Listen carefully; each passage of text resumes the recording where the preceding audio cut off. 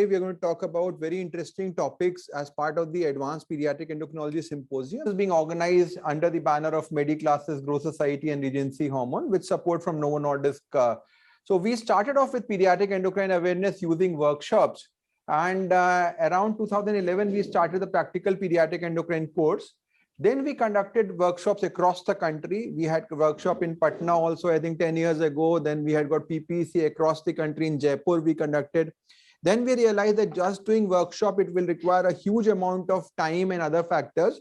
So we started on more of awareness programs on social media and YouTube channels. Then we started our on-site fellowship, that is 2017. And then we started the online program because that will give more access to people across the country. And now we have the mobile application, we have got the online fellowship programs, the other factors which are available in that regards. So over the last 10 years, we actually, when there was no COVID, we used to have every month one program here and there. And we had got huge number of practical courses, workshop across the country. But now, good or bad or whatever, we've got more of online activities which are there. And this time we have a hybrid program. So the first Advanced Pediatric Endocrinology Symposium happened in 2017. I think Dr. Sanjay and Dr. Pradeep were both there in that program. Dr. Amit was also there in that program. And Dr. Hemchand, who is part of this program, also was part of that program at that time. 2 years back, we had another big program with our on-site course, which was in 2019. Again, many of our friends were there, Dr. Pragya and a lot of other friends. Dr. Pratik was also there at that time. Then last year, we did it more in an online mode, and today it's a hybrid mode. So all of you can access our YouTube channel, which now has got a huge number of videos on nearly every topic of pediatric endocrinology. You can access them from there. You can go to our website, which provides a lot of information and courses which are available, including fellowship programs, diploma programs for postgraduates. And we have got 3 specific exclusive grand rounds which happen on a complimentary basis. Every month we have one for advanced in a fellow or a pediatric endocrinology perspective, one for postgraduates. And recently we have started a postgraduate lecture series for postgraduates covering the basic topics in that regards. You can access our publication and our mobile application. We are happy to announce that it is the most downloaded endocrinology app in the whole world. It has already resulted in 3 publications, and there are many other publications which are on pipeline. So this is something which is becoming, and we are going to enhance it very soon dramatically, and we'll get many more interpretations coming out of that. Who is to set up a way in which we can use technology to link different clinics together and to use technology to provide state-of-the-art guidance in terms of immediate care, management, research, and all those factors. But most important tool is what we call PI, which will be a personalized, intelligent, state-of-the-art EMR. So what it will do is that based upon the basic inputs that the doctors will give, it will use AI, multiple factors, and then try to come out with the likely diagnosis, investigations. A lot of things will come up immediately. Diet charts will come up immediately. So how it will work is that if you put a particular complaint, your field will come up like short stature. You will have some questions on history and examination. Immediately you can assess bone age. Immediately you can assess puberty. Once you do that and put analyze button, you will get a summary like this. A lot of app outputs will now directly come out immediately on the press of the button. The bone age will come like a proper report. So you will, which sites you have selected, what was the basis and what was the bone age was there will come immediately. And very importantly, based upon the weight, the BMI, the diet preference, the disease, we will make a 7-day diet chart. A very, very important part, because a big diagnostic dilemma which is there in these scenarios and causes a lot of confusion. And one area which is very, very important to discuss. We discussed yesterday about how do we manage patients with hypogonadotropic hypogonadism, both boys and girls. Today, we'll be focusing more as to how do we differentiate these conditions. So we start with the first case, a 14-year-old boy with delayed puberty. LH was 0.3 and testosterone was low. So this is your classical case, delayed puberty. Your LH is borderline, testosterone is on the lower side. On examination, had a testicular volume of 3 ml, which basically will go, many more of us will say this is more like a constitutional delay rather than a HH. Diagnosed as CDGP. Given testosterone, initially 3 doses and then 3 doses more. But what happened? There was no improvement and he persisted to have hypogonadotropic hypogonadism. So while clinically we may say the testicular volume and the LH level of 0.3 suggests CDGP, there are often cases of CDGP who actually then start behaving more like permanent HH. So this dynamics can happen. The other case is 15-year-old boy who presented with delayed puberty. Testicular volume was 1 ml. So a boy with 1 ml testicular volume, we always say this looks more like a complete hypogonadotropic hypogonadism. LH was low, FSH was 0. So both were very, very low. Everything workup was normal. Importantly, there was no anosmia. Now, if there is anosmia, if there is synkinesis, if there are other features, we'll say, okay, this is likely permanent. But since here there is no anosmia, what we did was that we again gave the same management. But interestingly, 6 months later, his testicular volume increased to 6 ml. So this is an apparent permanent HH which converted into CDGP. So there is a big overlap suggesting reversibility.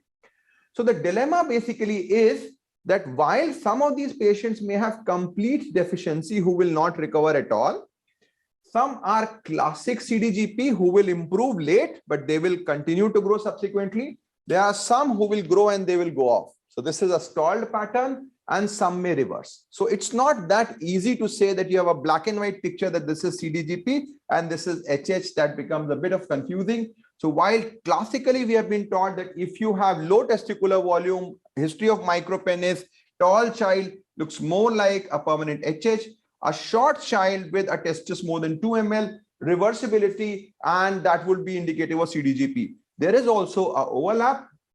There are mild forms of permanent forms, there are reversible forms, and they are stalled puberty.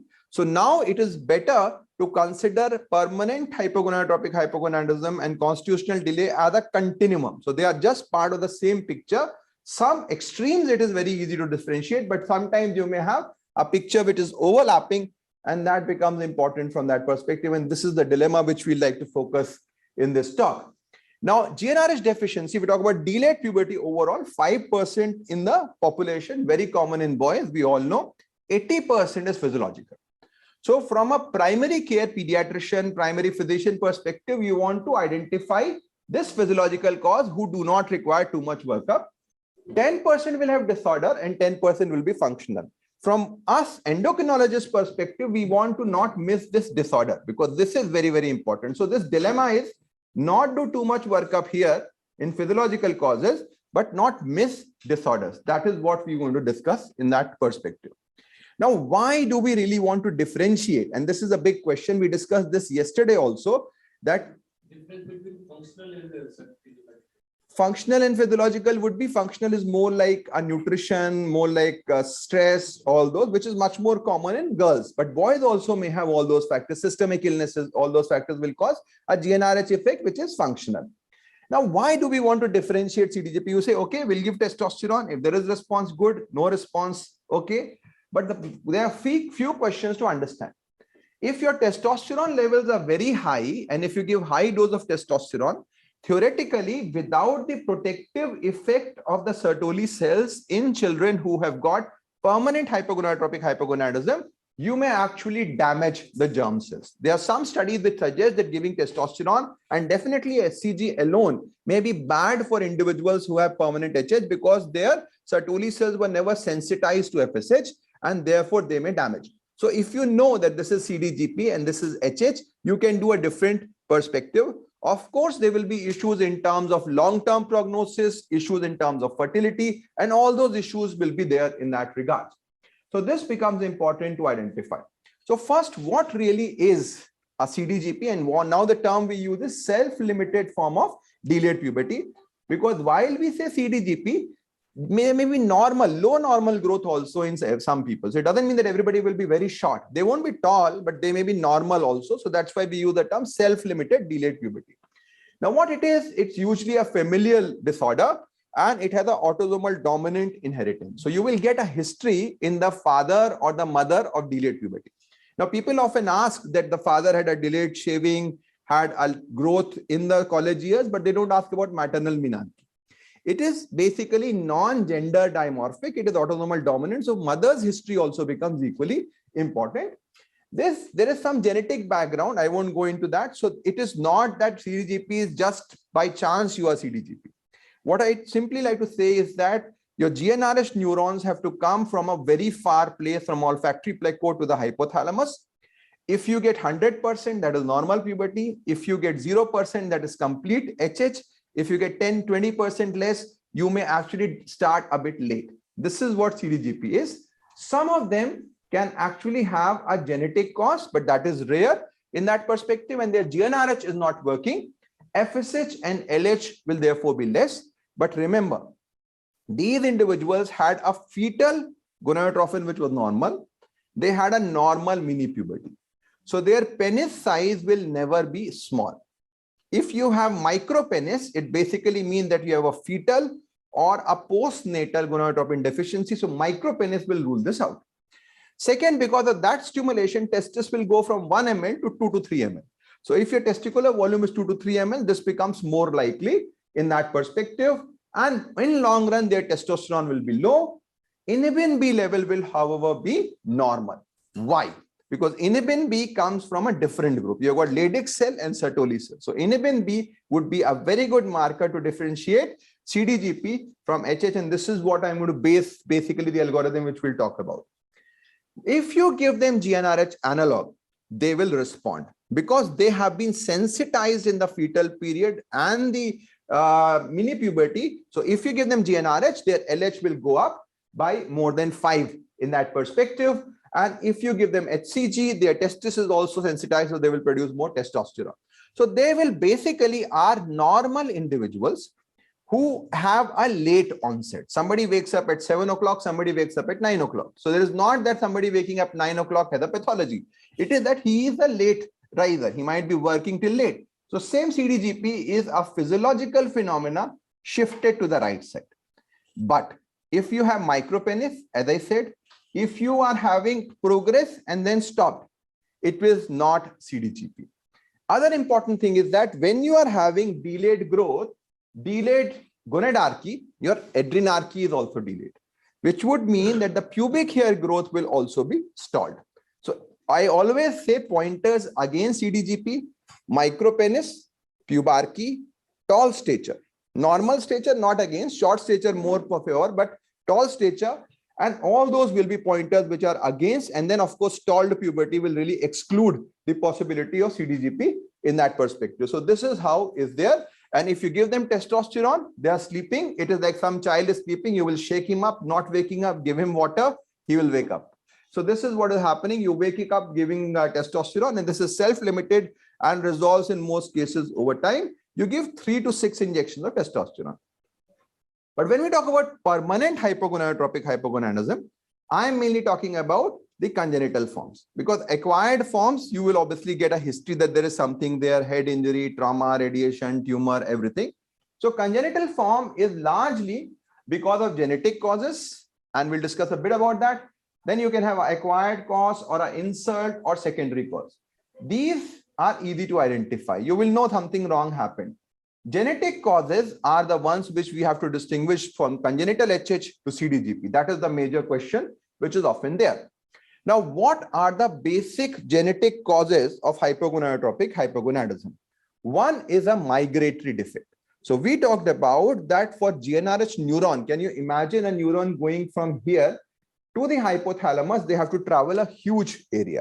So there are multiple hundreds of genes which are actually involved in this process. And this process is very, very important for any species survival. If the GnRH neuron do not migrate, that species will not reproduce and they will die. Of course, they will go off. So evolution has done that there are multiple genes doing the same work. So if something is very important, if you have to secure a state head, you will take multiple rings of people, a lot of bodyguards, you won't have one person. So if one fails, the other will take over. If two fail, third will take over. So this is an example of what form of inheritance, Dr. Deepak, that multiple genes are controlling the same thing. And you need many more gene defects than you will present. This is known as oligogenic inheritance. So oligogenic means it is so important. Reproduction is so important that body has put up so many genes. So if you have one defect, maybe it will not present. You may need multiple genes to present in terms of defect. There are various problems. And because this process has many other effects as well, it will usually have some other non-reproductive phenotype. The most common non-reproductive phenotype is anosmia. The reason for that is that in the olfactory placode, you have got neurons which are controlling the smell sensation as well as GnRH. So you will have delayed puberty and anosmia. That is very, very important. Classically, Kalaman syndrome. You can have fibrous dysplasia, synkinesia. Now, synkinesia are the mirror movements. So if you see these mirror movements, abnormal faces, teeth abnormalities, skeletal dysplasia, obesity, you start thinking that, okay, this is something else. This is most likely a permanent HH in that regards. Another form, which is there is a regulatory defect. So your neurons have reached there, but their regulation is defective. This could be a kisspeptin, GnRH, a lot of other things. They will be non-syndromic. So they will have familial. We saw a couple of cases in the on-site course in which both brother and sister had the picture. They had no other features. So they are this regulatory problems, either kisspeptin or GnRH receptor. And the features will be no anosmia. Family history will be there in that perspective. So these are the common causes. Now, often genes can have specific features. So this is what we said. If you have synkinesia, hearing loss, renal anomaly, and anosmia, Cal1. This is the most common Kalaman syndrome. If you have skeletal abnormality, think of FGF receptor because FGF is involved in cartilage development. If you have septo-optic dysplasia, FGF8.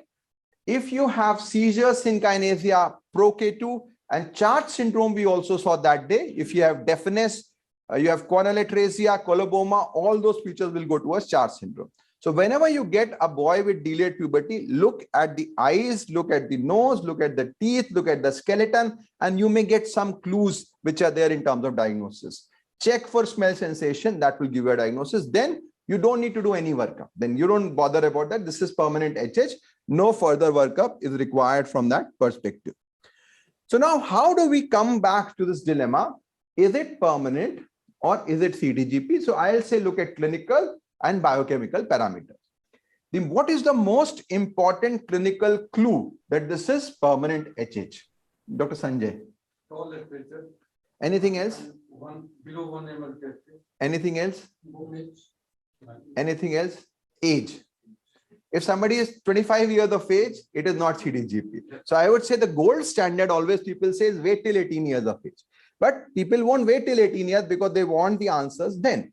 If you look at as the age progresses, the likelihood of CDGP goes down from 90% to less than 10%. So around 18-20, if somebody has no development, it is not CDGP. I think that's the most important. But who will wait till 20 years? That will be difficult. They'll go to 20 doctors by that time.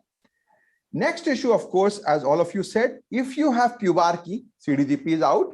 If you have a stalled puberty, CDGP is out. If you have tall stature, CDGP is out. If you have micropenis, synkinesia, obesity, any other syndromic features I mentioned, hearing defect, it is not CDGP.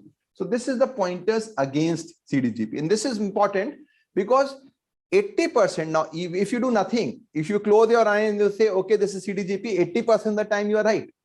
So this is important to identify because already the pretest probability of CDGP is high. So if these are there, then don't think CDGP. Otherwise, it is CDGP, 99% cases. Now, what about the other way around? We talked about negative pointers. What are the positive pointers to HH? If you have micropenis or cryptorchidism, it cannot be CDGP, as I discussed. Delayed puberty, of course, is there. Infertility will be long-term. But congenital, you will have non-reproductive phenotype, which we talked about in the form of anosmia, synkinesia, in the form of teeth defect, ear defect. So any of those things will basically go more in favor of a permanent HH in that perspective. How about testicular volume? So what do you think, Dr. Amit, testicular volume will help you out in that perspective? Low volume will definitely point towards permanent HH. Or I'll go the other way around. If the volume is more, it will rule out most likely a permanent HH, a congenital permanent HH. So if your TV is small, it is more likely 1 ml and very soft. It is usually GnRH deficiency, but does not exclude a possibility of CDGP. While if it is big, this is more important. So this is more to rule out permanent CH. If your age is more than 18, it rules out CDGP. If your TV is more than 3, it rules is 3 or more, it rules out a permanent HH in that perspective. What about biochemical parameters? Now there are various hormones and these hormones change over time. Now, we all know that testosterone is something which is, of course, the obvious marker as puberty has happened or not, but it is a late riser. It will take time for testosterone to rise and it may not be good. Pre-pubertally, we talk about AMH as a good marker. So if you have somebody who has undescended testes, you say you look at AMH. If AMH is positive, there is some testis somewhere. But AMH falls before puberty. So it may not be a good marker. What is a good marker would basically be inhibin, which will basically rise 1 to 2 years before that, and then it goes down. So if you want to look at one best predictor about pubertal onset, it is inhibin. And it has nothing to do with Leydig cells. It has come from the Sertoli cells. So I would say inhibin should be part of your diagnostic part if you want to do the test in that regard.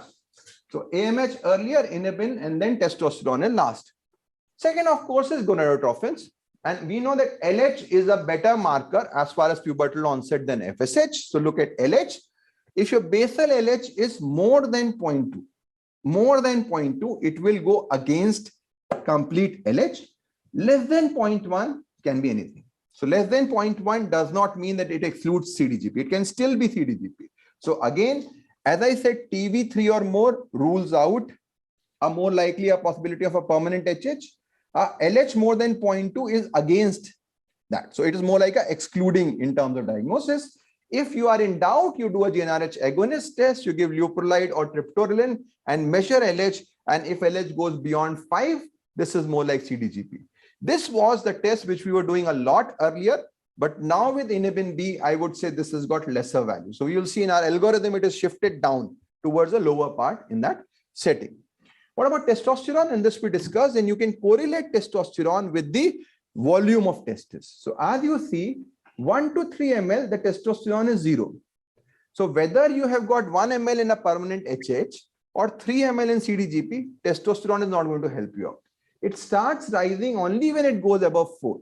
So it is not a good parameter. So testosterone is not a good marker to differentiate. Yes, if testosterone is high, it excludes HH, but it is too late. So inhibin is earlier than testosterone in that perspective. Yes, after some time, then you don't need it. Once your testicular volume is 10 ml, then it will reduce. It doesn't matter in that time. You won't be doing it. Normal body process is like that.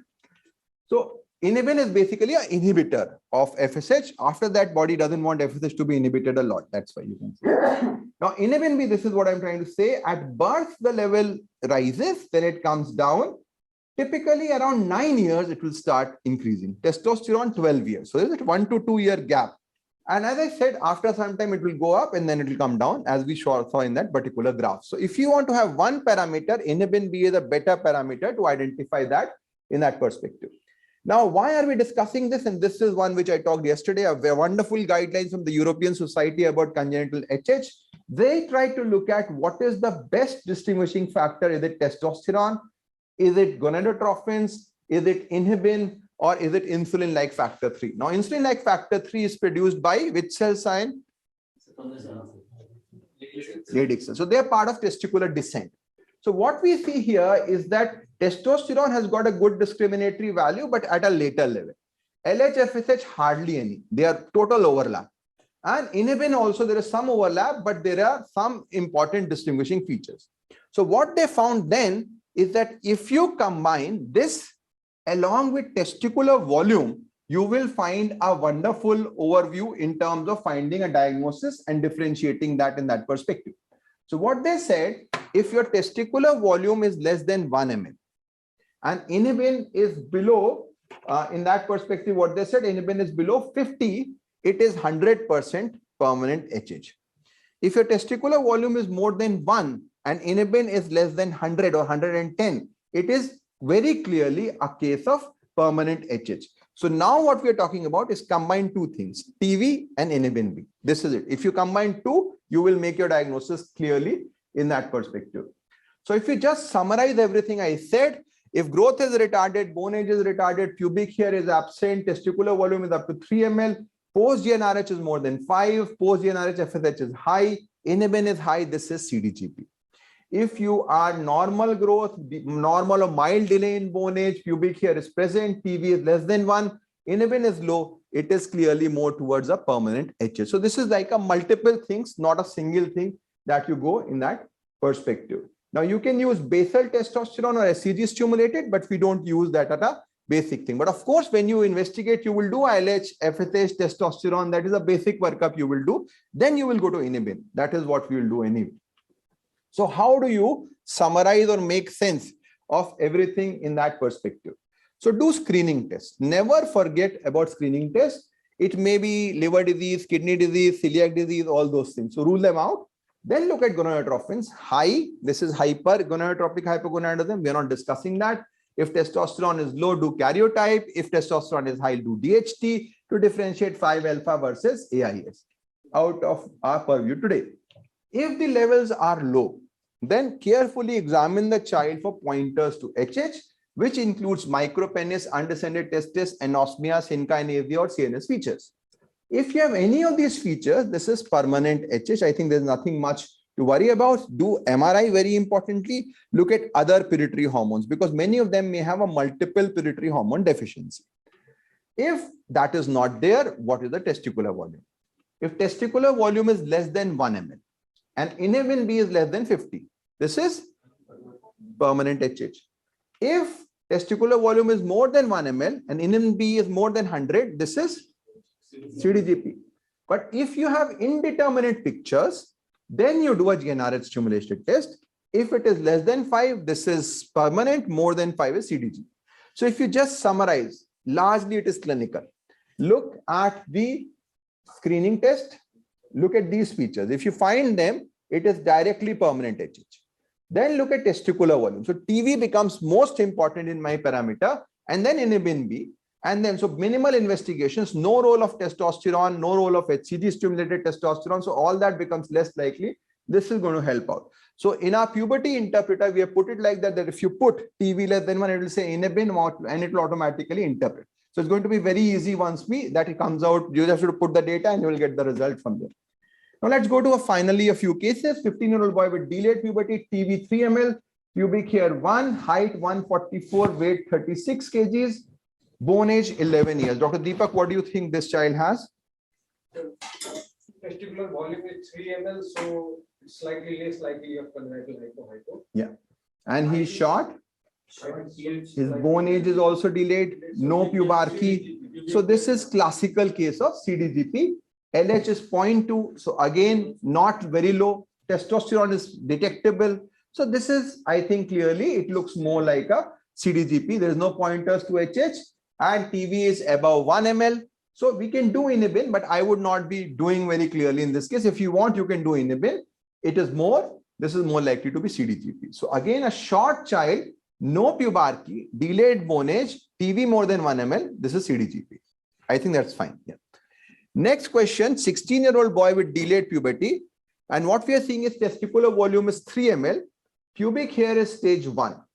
Again, you have got a prepubertal testicular volume and a pubic hair 1. Height is 138, weight is 28, bone age is 12 years. Dr. Sanjay, do you think this is different from the first case? I think the same. But the weight is much less. And weight is much less. Bone age also almost 4 years. Yeah, and weight is 28. So do you think this is CDGP? So we have to think of other possibilities as well. And again, reports are similar. What we did was advise MRI head, but he had anemia. And this, of course, should have been done right at the beginning, that he should have excluded celiac as a possibility. So not all HH are organic or CDGP. They may have celiac. Any systemic illness will cause this picture. Next situation, 15-year-old boy with delayed puberty, testis is 1 ml, pubic hair stage 3, SPL 2.5. Dr. Sona, what do you think? So here the testicular volume is low, and pubic hair are also there. Yeah. And micropenis is also there. So it goes more in favor of HH. So it goes in favor of a congenital complete HH. Now the workup showed height is good, weight is good. So there is no problem. His adenarchy is there, gonadarchy is a problem. Bone age is also mildly delayed, not too much delayed. This is because puberty has not happened. And what you're seeing is that LH, FSH all are 0. So I am pretty sure that this is more like a HH. If you want to confirm, you can do a inhibin level. and there is anosmia also. So maybe even inhibin is not required. So if you have anosmia and everything, this is a clear-cut HH, nothing to worry from there. 16-year-old boy with pubertal concerns, you have a onset at 13 years, and then it did not grow from there. So it had 13-year onset, did not grow from there. Testicular volume is 3 ml and soft. So what do you think, Dr. Priyanka? Could this be CDGP? Stalled puberty. So, could it be CDGP is out? Could it be congenital HH?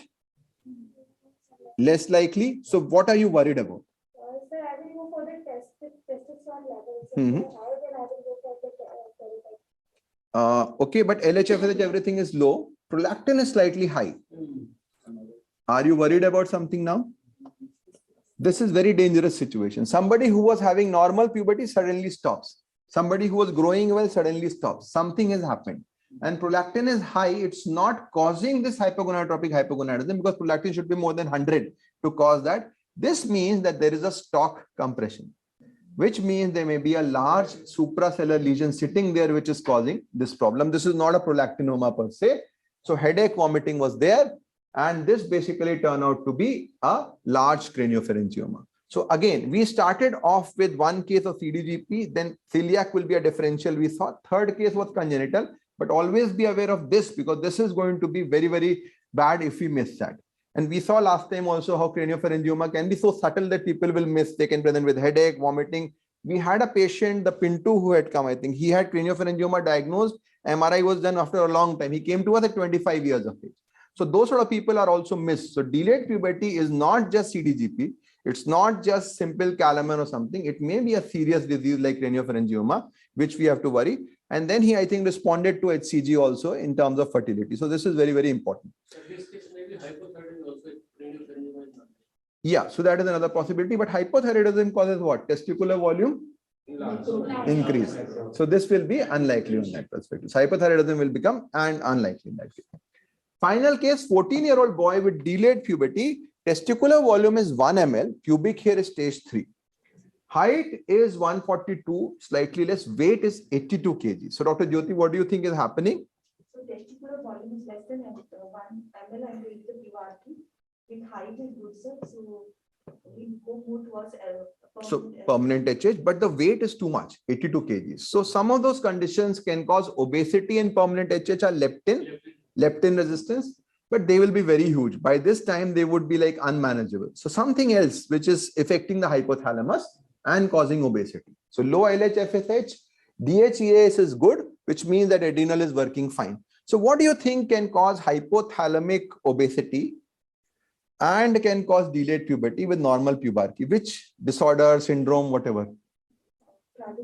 Prader-Willi. So this again, you have to be careful about. So this child actually, you have got DHEAS, which is there, but other factors are not there. There is hyperphagia, and this turned out to be Prader-Willi syndrome in that perspective. So just to complete the spectrum, you can have CDGP, you can have systemic illness, you can have permanent HH, you can have syndromes like this, or even craniopharyngioma. So it's not a simple thing altogether. But if you have hypogonadotropic hypogonadism, prolactin should ideally be done. In boys, it is very rare to have an adenoma presenting as delayed puberty. It may present later on with gynecomastia, with the hypogonadism, with erectile dysfunction. But if the prolactin is slightly high, it means there is a supracellular lesion. So it is good to do a prolactin in that, not in the beginning. So you do LHFSH testosterone. If LHFSH is low, then maybe prolactin may be required or inhibin, depending upon your clinical situation in that regard. So this was just to showcase why the pubarchy is there and that is not there. So it won't make a huge difference in the perspective. So just to summarize the learning points, this is a common condition, usually physiological. Wait and watch is required. Testicular volume is the pivotal part. There should be a gradual induction and chances of fertility are there with gonadotropin therapy.